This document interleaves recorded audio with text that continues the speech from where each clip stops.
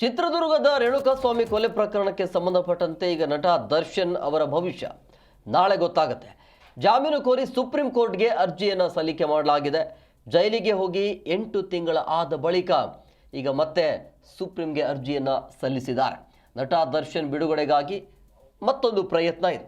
So ನಾಳೆಗೆ ವಿಚಾರಣೆಯನ್ನು ನಿಗದಿ ಮಾಡಿರುವಂಥ ಹಿನ್ನೆಲೆಯಲ್ಲಿ ನಾಳೆ ಗೊತ್ತಾಗುತ್ತೆ ಮತ್ತೆ ಬೇಲ್ ಏನಾದರೂ ಸಿಗತ್ತಾ ಅಥವಾ ಜೈಲಗತಿ ಆಗುತ್ತೆ ಅಂತೇಳಿ ದರ್ಶನ್ ಪರ ವಕೀಲರು ರಂಜಿತ್ ರೋಹಾಟಗಿ ಅವರ ಮುಖಾಂತರ ಅರ್ಜಿ ಸಲ್ಲಿಕೆಯಾಗಿದೆ.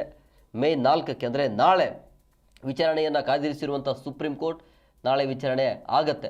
ಸೊ ಜೈಲಿಗೆ ಹೋಗಿ 8.5 ತಿಂಗಳ ಆದ ಬಳಿಕ ಈಗ ಮತ್ತೆ ಸುಪ್ರೀಂ ಕೋರ್ಟ್ಗೆ ಅರ್ಜಿಯನ್ನು ಸಲ್ಲಿಸಿದ್ದಾರೆ. ಅರ್ಜಿಯನ್ನು ಸಲ್ಲಿಸಿ ಮಧ್ಯಂತರ ಜಾಮೀನಿಗಾಗಿ ಅವರು ಮನವಿಯನ್ನು ಮಾಡಿಕೊಂಡಿದ್ದಾರೆ. ಸೊ ಹಂಗಾಗಿ ನಾಳೆ ಕಾದು ನೋಡಬೇಕಾಗತ್ತೆ. ಸೊ ದರ್ಶನ್ ಫ್ಯಾನ್ಸ್ ಅಂತೂ ಕಾತುರದಿಂದ ಕಾಯ್ತಾ ಇರುವಂಥ ಕ್ಷಣ ಅದು. ನಾಳೆ ಏನಾಗುತ್ತೋ ಏನೋ ಅಂಥೇಳಿ, ನಮ್ಮ ಬಾಸ್ಗೆ ಏನಾಗುತ್ತೋ ಅಂಥೇಳಿ ಸಹಜವಾಗಿ ಕುತೂಹಲ ಇದೆ. ಗೊತ್ತಿಲ್ಲ ನಾಳೆ ಮತ್ತೆ ಏನಾದರೂ ಜೈಲಿಗತಿ ಆಗತ್ತಾ ಅಥವಾ ಮಧ್ಯಂತರ ಜಾಮೀನಿಗೆ ಏನಾದರೂ ಅವಕಾಶ ಮಾಡಿಕೊಡ್ತಾರಾ. ಸೊ ನಾಳೆ ವಾದ ಪ್ರತಿವಾದ ಹೇಗಿರುತ್ತೆ ಅದರ ಮೇಲೆ ಭವಿಷ್ಯ ನಿರ್ಧಾರ ಆಗತ್ತೆ. ಸೊ ಕಾದು ನೋಡಬೇಕು.